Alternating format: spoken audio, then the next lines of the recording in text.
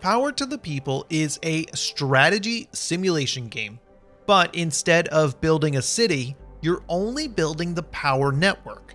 It's as if City Skylines or SimCity was automated, but you must keep up with the power demands.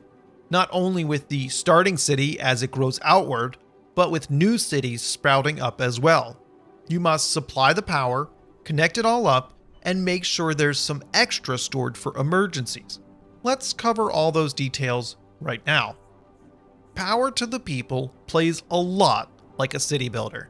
With menus, graphs, and mayors yelling at you, there are options for power sources ranging between wind, solar, coal, and gas, then substations to convert the high voltage power into a more usable low voltage power.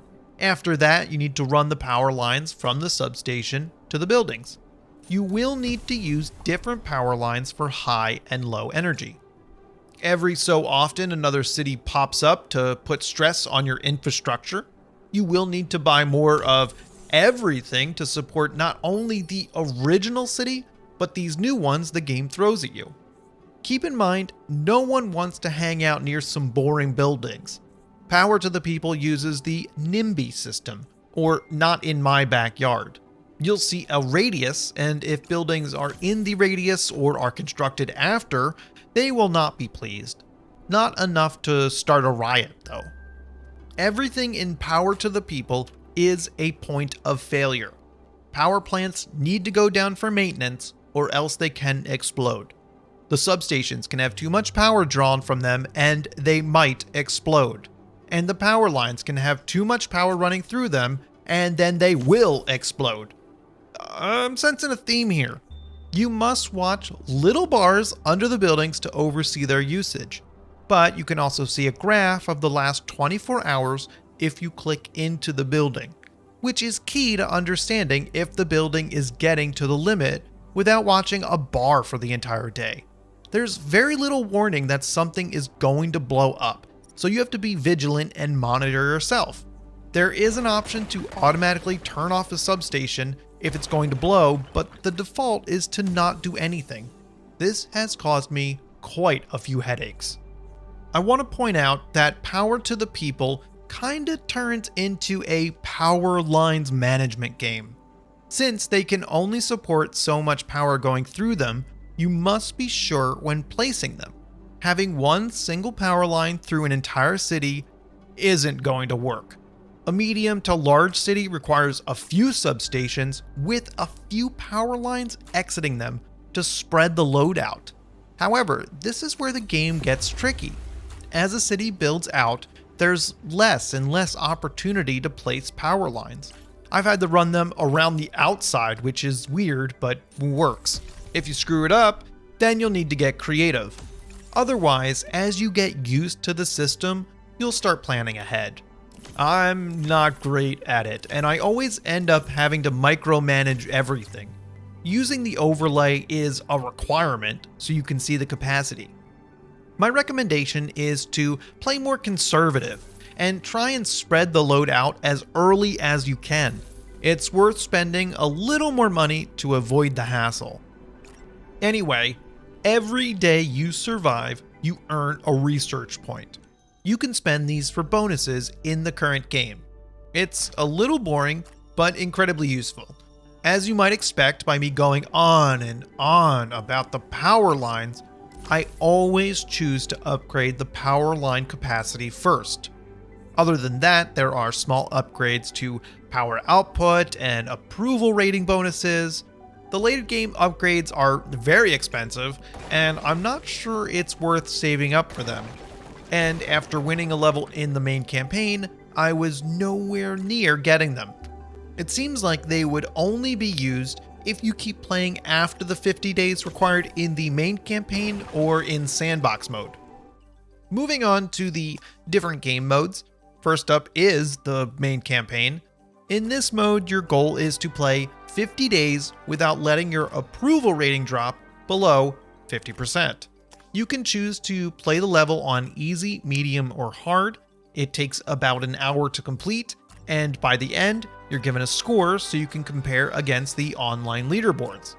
Although I found the scoring to be A little confusing, the developer is working on it, and reaching day 50 isn't that difficult, at least on the levels I have available at the start. The next mode is Sandbox, which is exactly what you expect.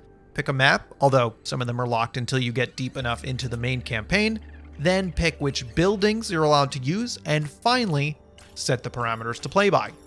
The final mode is a weekly challenge, a set game that you can complete to compete against others on an online leaderboard. Now, there are two different ways to play Power to the People. In the main campaign, the default is strategic. When playing this way, the game pauses at the end of each day, giving you plenty of time to work on your infrastructure. You kinda speed through the day and hope nothing goes wrong, so you can breathe easy and build at night. But you should note the game will not pause when something bad happens. It will only switch to normal game speed if you're zipping along in the fast forward. The only way time stops is at midnight. The other option is high energy. When played this way, time moves faster and there are no pauses to build. In the main campaign, it only unlocks once you complete the level in strategic. Truthfully, it's not that much different. Sure, it's faster, but you still don't get your money until the game stops at midnight. It's possible to run out of money and not be able to do anything for the entire day. I expected the money would stream in and allow constant building. So there is still a lot of waiting. High energy mode is more difficult, but with a little hack called pausing the game, you can have time to think. Pausing still shows everything you might need on the map to plan your next move. I hope they can adjust high energy mode to make it a little more thrilling and frantic. Finally, we need to talk about influence points. You gain these by completing maps in the main campaign. They're not a currency though. The game has locked features of the game behind reaching a certain amount of the points. For example, if you get 5, you can take out a loan. At 10, you can customize your company and unlock 3 new maps. After that, there are new buildings, building upgrades, and even more maps.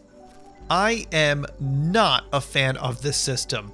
It's a little sad I don't get to play with the more advanced stuff until I've played the game for hours and hours. Does it make the game easier the more you play?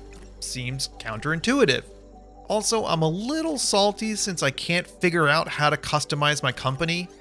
The system feels like a slog. Overall, Power to the People is good, and I really enjoyed the unique concept for the game. But it depends what you're looking for if you want to pick it up. This is a fairly light strategy game, and using the cheapest energy makes it even easier. Lots of players are going to be annoyed when they can't pause and build whenever they want. Other players are going to be a bit bored since the game's missions end up playing out very similar. And I get that. Each new city is a challenge though, and the extra difficulty options do provide even more on top of that. I recommend it, but with some reservations. Thanks for watching. I had my wisdom teeth out a week or so ago and have lost some chewing power. Please subscribe to show your support.